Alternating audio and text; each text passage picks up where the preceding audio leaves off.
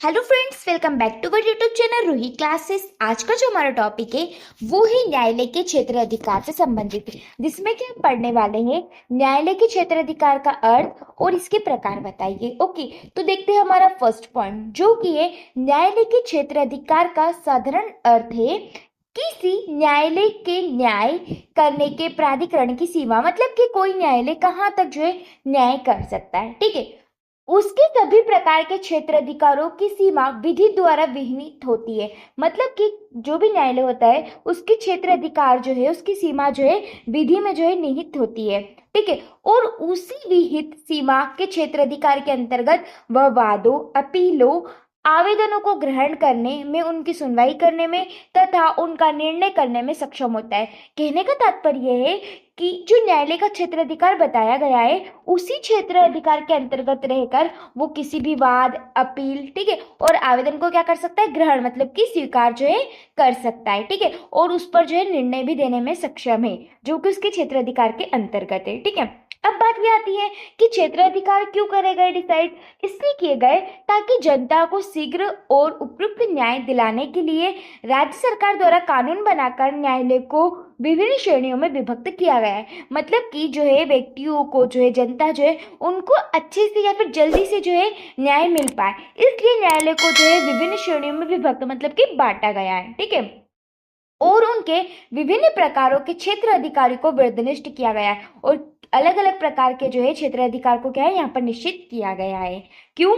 क्योंकि इससे वे क्या कर सकते हैं, कुशलता पूर्वक जो है न्याय का वितरण का कार्य कर सकते हैं। ओके, इसलिए जो है न्यायालय को विभिन्न श्रेणियों में बांटा है और इसके क्षेत्र अधिकार भी जो है अलग अलग प्रकार के जो है बनाए गए हैं। ओके, तो ये है न्यायालय के क्षेत्र अधिकार का अर्थ, जिसमें न्यायालय जो है अपने क्षेत्र अधिकार के अंदर रहकर जो भी वाद है, जो भी अपील है, जो भी आवेदन है उनको स्वीकार कर सकता है और उन पर अपना निर्णय भी जो है दे सकता है। क्लियर? अब हम बात करेंगे क्षेत्र अधिकार के प्रकारों के बारे में। ठीक है, तो क्षेत्र अधिकार के अगर प्रकारों की मैं बात करूं तो इसमें 4 प्रकार होते हैं। ओके, पहला जो हमारा प्रकार है वो है विषय वस्तु संबंधित क्षेत्र अधिकार। दूसरा है स्थानीय या प्रादेशिक क्षेत्र अधिकार। तीसरा जो हमारा पॉइंट है वो है आर्थिक क्षेत्र अधिकार। चौथा जो हमारा पॉइंट है वो है आरंभिक या प्रारंभिक तथा अपीलीय क्षेत्र अधिकार।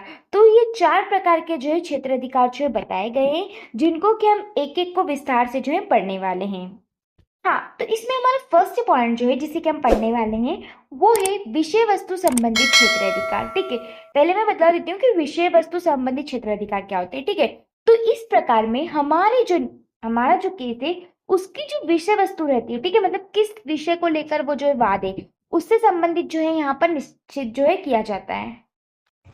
हाँ, तो पहला जो हमारा पॉइंट है विषय वस्तु संबंधित क्षेत्र अधिकार, ये क्या होता है, तो इसमें इस प्रकार के क्षेत्र अधिकार मामले की विषय वस्तु संबंधित होता है। उदाहरण के लिए लघुवत न्यायालय केवल कुछ विवाद रहित मामले जैसे कि वचन पत्रों, बंधनामों पर आधारित ऋणों की वसूली के मामले को सुनने का क्षेत्र अधिकार रखते हैं। मतलब कि विषय वस्तु क्षेत्र अधिकार संबंधित ही रहता है कि जिस पर केस है, जो विषय वस्तु है उससे संबंधित जो है यहाँ पर क्षेत्र अधिकार रहता है। ठीक है, जैसे कि अगर हम लघु मतलब छोटे न्यायालयों की बात करें तो वो ऐसे केस जो कि वचन पत्र, बंध पत्र या फिर ऋण की वसूली के मामले की जो है सुनने का क्या रखते हैं, क्षेत्र अधिकार रखते हैं। ठीक है, किंतु अगर हम धारा 7 और 8 में उल्लेखित वादों की सुनवाई जो है ये नहीं कर सकते।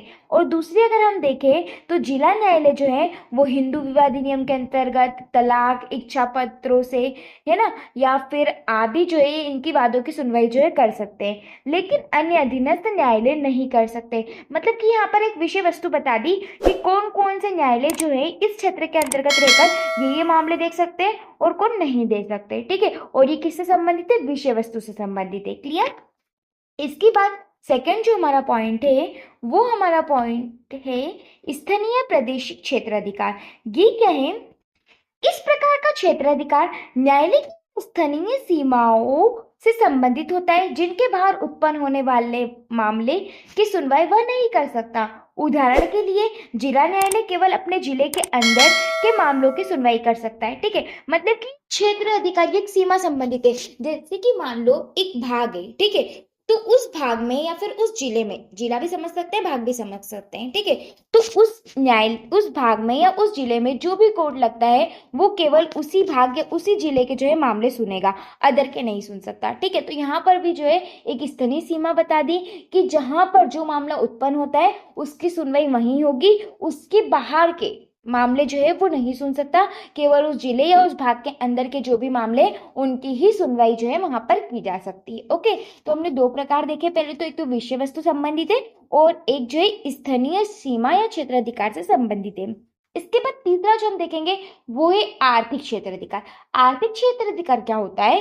तो इस प्रकार का क्षेत्र अधिकार मामलों के मूल्यों से संबंधित होता है। मामलों के मूल्यों से कैसे? कि जो केस है वो कितने मूल्य का है, इससे जो है निर्धारित होता है, ठीक है।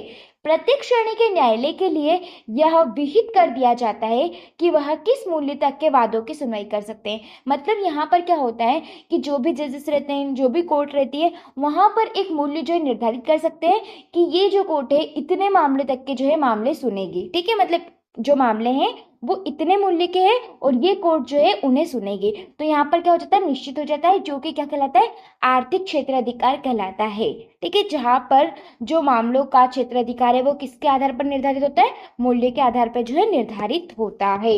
ओके, इसके बाद लास्ट जो है हमारा वो है प्रारंभिक तथा अपीलीय क्षेत्र अधिकार। इसमें क्या होता है, तो आरंभिक क्षेत्र अधिकार पहली बार दायर किए जाने वाले और उनकी सुनवाई तथा निर्णय किए जाने से संबंधित होता है। तो अपीली क्षेत्र अधिकार अधीनस्थ अदालतों के निर्णय के विरुद्ध अपील की सुनवाई करने तथा उसका निर्णय करने से संबंधित होता है।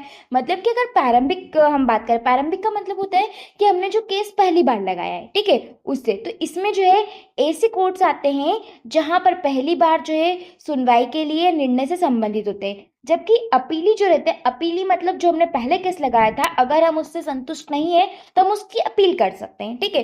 तो अपीली क्षेत्र अधिकार जो है अधीनस्थ अदालत के निर्णय के विरुद्ध, जैसा कि मैंने बोला कि अगर किसी के निर्णय से संतुष्ट नहीं है तो उसके विरुद्ध अपील की सुनवाई करने और उसके निर्णय करने से संबंधित होता है, ठीक है। प्रारंभिक समझ में आया, जहां पर हम केस पहली बार लगाते हैं, ठीक है, वो उसकी सुनवाई और निर्णय से संबंधित है। और अपीली वहां जहां पर अधीनस्थ मतलब जो निची कोर्ट है वहां पर जो भी निर्णय हुआ था उसके विरुद्ध अगर अपील हमें करनी है तो वो हम करेंगे। ये क्या कहलाता है? अपीलीय क्षेत्र अधिकार कहलाता है। ओके, अगर उदाहरण के लिए हम समझे तो जो लघुवाद न्यायालय हैं वो केवल आरंभिक क्षेत्र अधिकार का प्रयोग कर सकते हैं, ठीक है। तो व्यवहार न्यायाधीश, जिला न्यायाधीश, उच्च न्यायाधीश और आरंभिक अपीली दोनों के प्रकार के क्षेत्र अधिकार का प्रयोग करने के लिए प्राधिकृत किए जाते हैं। मतलब जो नीचे वाली कोर्ट है लघुवाद न्यायालय, वो जो है केवल आरंभिक क्षेत्र अधिकार का प्रयोग कर सकते हैं। लेकिन अगर जिला जज हो गया, ठीक है, उच्च न्यायालय होगा, ये दोनों आरंभिक और अपील दोनों के जो है क्षेत्राधिकार का जो है प्रयोग कर सकते हैं और उसका प्रयोग करने के लिए जो है प्राधिकृत भी माने जाते हैं। ओके, तो इस प्रकार हमने देखे क्षेत्र अधिकार के प्रकार, जो कि 4 प्रकार के हैं। पहला विषय वस्तु का, दूसरा सीमा को लेकर, तीसरा जो है वो है आर्थिक क्षेत्र अधिकार को लेकर और चौथा जो है आरंभिक या फिर अपीली क्षेत्र अधिकार को लेकर, ठीक है। तो आई होप आपको वीडियो पसंद आया होगा। हमारा जो आज का टॉपिक था वो यहीं खत्म होता है। हम मिलते हैं अगली वीडियो में अगले टॉपिक के संग। Thanks for watching this video.